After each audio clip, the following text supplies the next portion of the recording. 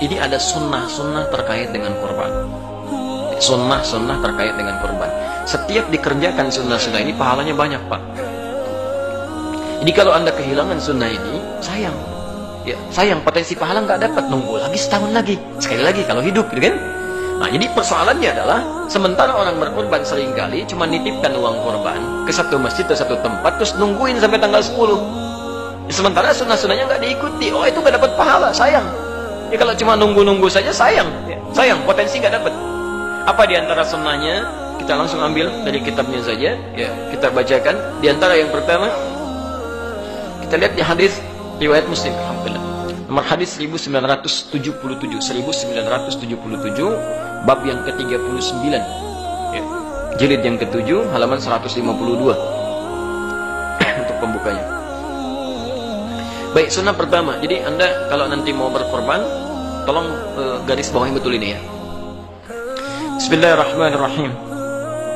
Bab, satu pembahasan.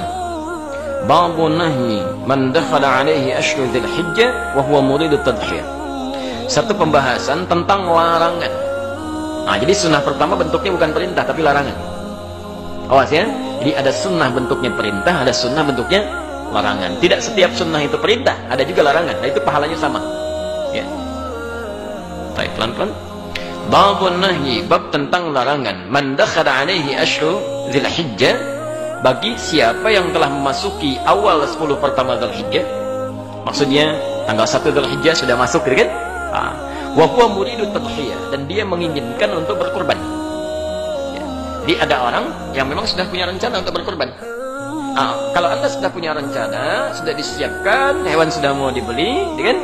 Maka sejak tanggal 1 Dzulhijjah, sunnah pertama, ayyakhudha min sya'rihi aw adfarihi syai'a. Nahyun an ya'khudha min sya'rihi aw adfarihi syai'a. Itu ada larangan memotong kuku dan seluruh rambut yang melekat pada tubuhnya.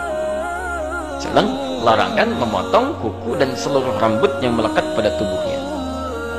Baik, yang pertama, larangan ini berlaku khusus bagi yang akan berkorban saja. Kalau yang tidak perlu. Jadi ini bagian pertama. Yang kedua, sifatnya adalah jika sudah ada keinginan, kehendak yang disertai kemampuan untuk berkorban. Jadi kalau begini, Anda siap uangnya ada, sudah disiapkan, mau beli hewannya, sebelum masuk Dzulhijjah, maka tanggal 1 larangan sudah berlaku. Tapi kalau Anda baru dapatkan uangnya misal, ya sudah ada kepastian dengan izin Allah, misalnya insya Allah tanggal 3 baru dapat, maka tanggal itu baru berlaku larangannya. Jelas ya? Dapat uangnya tanggal 5, tanggal itu baru berlaku. Jelas ya? Dapat uangnya tanggal 7, tanggal itu baru berlaku. Dapat uangnya tanggal 10, tidak berlaku hukumnya. Jelas ya? Tidak berlaku hukumnya, karena ini hanya berlaku bagi tanggal 1 sampai dengan menjelang akan dipotong hewan korbannya. Ya. Jelas sampai sini? Baik. Sifat larangan ini sifatnya bukan wajib. Awas. Jadi kalau Anda misalnya lakukan pun, misal saya mau potong kuku saja, ya, dosa sih tidak, cuma kehilangan banyak pahala. Jelas ya? Kehilangan banyak potensi pahala. Nanti kita akan lihat apa maksudnya, kenapa dilarang potong kuku dan rambut. Ya. Kenapa dilarang potong kuku dan rambut. Yang ketiga, nanti kan betul ya, ini sering keliru di sini. Sering keliru. Hadis ini jelas menunjukkan dari semua kalimatnya, bahkan nanti runtutan keterangannya, yang dimaksud larangan itu berlaku pada orang, bukan pada hewannya. Bukan pada hewan. Nah, ini ada kekeliruan-kekeliruan yang menyebar di masyarakat, menunjukkan bahwa, nanti saya perjelas lebih jauh di siaran yang lain, bahwa ada sementara mengartikan yang dilarang itu adalah memotong kuku dan bulu hewan kurbannya. Ini yang jadi fatal, kesalahan yang terjadi. Maaf, adanya proses penerjemahan khususnya di Indonesia yang punya kebiasaan buruk. Jadi penerjemah ini kadang-kadang penerbitnya membagi-bagi terjemahan nih. Ya. Ini misalnya Sahih Muslim nih, dibagikan ke sekian orang, 3 orang terjemahkan. 3 orang ini kan kapabilitasnya berbeda-beda dan tidak bisa membedakan antara bahasa hadis dengan bahasa fikih. Apa yang terjadi? Ada yang mengartikan larangannya, larangan memotong kuku dan bulu binatang kurban. Diterjemahkan ke dalam bahasa Indonesia, ini saya ada kopiannya ya. Nanti lebih jelas lah bisa kita bahas di kesempatan lain. Ini diterjemahkan ke dalam bahasa Indonesia, ya, di halaman 899 ditulis kitab kurban dan disandarkan pada seorang syekh yang sangat populer sekali. Ya, syekhnya nggak salah, yang salah yang terjemahkan. Ya, terjemahannya, apabila 10 hari pertama telah tiba dan seorang di antara kalian bermaksud hendak berkorban, maka janganlah dia mengambil bulu dan kuku binatang kurbannya. Ini sudah fatal. Fatal kesalahannya. Dan disebarkan dan orang mengamalkan ajaran yang salah. Baiknya, di mana letak kesalahannya?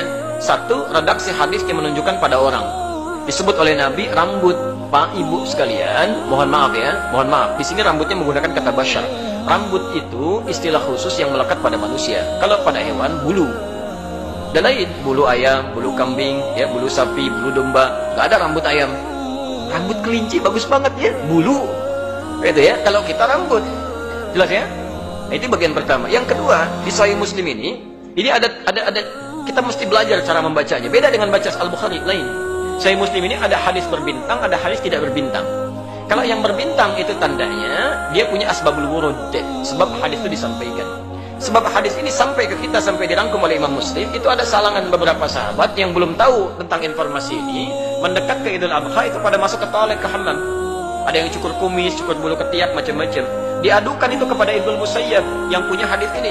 Kata Ibnu Musayyab, "Hadza haditsun qad nusiya wa turiga."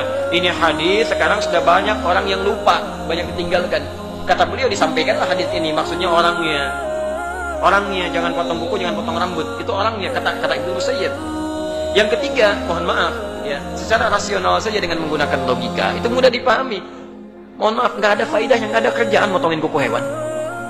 Bapak mau ngapain motongin kuku sapi? Bagaimana caranya? Begitu dipegang kakinya, nendang dia aja gitu kan? Nah, itu nggak ada kerjaan motongin kuku sapi. Ya, jadi di sini ada sesuatu yang harus kita pahami lebih dalam. Dan ada maksudnya. Di sunnah yang pertama ini maksudnya supaya Allah berkenan nanti mengampuni dosa-dosa yang bersangkutan ketika hewannya disembelih. Di begitu hewan disembelih, dari ujung rambut sampai dengan ujung kuku paling bawah di kakinya, itu Allah berkenan mengampuni. Khawatir ketika belum diampuni sudah dipotong, terpisahlah bagian dari diri. Bersaksi di akhirat nanti, gitu kan? Nah, padahal sebagian dosa-dosanya sudah terampuni di hadapan Allah Subhanahu wa Ta'ala. Nah, ini baru sunnah yang pertama. Belum bagaimana nanti sunnah memilih hewan korbannya, sunnah cara menyembelihnya, sunnah cara membagikannya, termasuk persoalan-persoalan di dalamnya.